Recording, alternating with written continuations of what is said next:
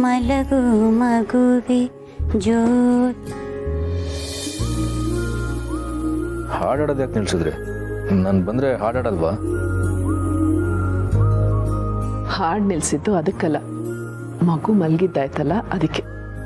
ಓಹೋ, ಪರವಾಗಿಲ್ವೇ, ಇಷ್ಟೆಲ್ಲ ಅರ್ಥ ಆಗ್ತಿದೆ. ಮಗುನ್ ಮಲಗಿಸೋದು ಎಷ್ಟು ಸುಲಭ ಅಂತ ನನಗೆ ಗೊತ್ತೇ ಇರಲಿಲ್ಲ. ನಾನಂತೂ ಎಷ್ಟೋ ಸರಿ ಗಂಟೆಗಟ್ಟಲೆ ತೊಟ್ಲು ತೂಗಿದ್ದೀನಿ. ತೊಟ್ಲು ತೂಗೋದಕ್ಕೂ ಜೋಗುಳ ಹಾಡಿ ಮಲಗಿಸೋದಕ್ಕೂ ತುಂಬಾ ವ್ಯತ್ಯಾಸ ಇದೆ. ಹಾಡು ಹಾಡಿ ಮಲಗಿಸಿದ್ರೆ ನೆಮ್ಮದಿಯಿಂದ ಮಲಗತ್ವೆ. ಸಂಗೀತಕ್ಕೆ ಆ ಶಕ್ತಿ ಇದೆ. ಸಂಗೀತಕ್ಕೆ ಮಾತ್ರ ಅಲ್ಲ, ಹಾಡಾಡೋರ್ಗೂ ಅಷ್ಟೇ ಶಕ್ತಿ ಇದೆ. ಅಮ್ಮ ತಗೊಳ್ಳಿ, ಸಿರಿ ಕೊಟ್ಟು ಕಳ್ಸರು.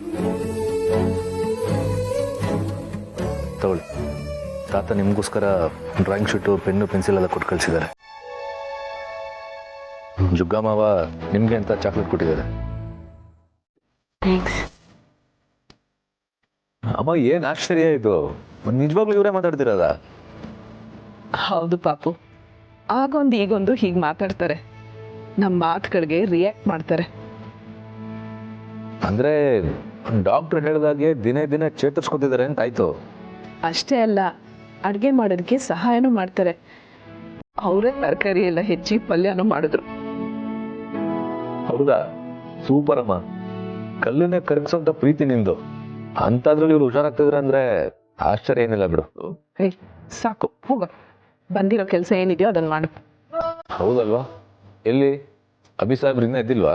ಅವನು ಇನ್ನೂ ಎದ್ದಿಲ್ಲ, ಕುಂಭಕರ್ಣನ ಹಾಗೆ ನಿದ್ದೆ ಮಾಡ್ತಾ ಇದ್ದಾನೆ. ನೀನೇ ಹೋಗಿ ಎಬ್ಸು.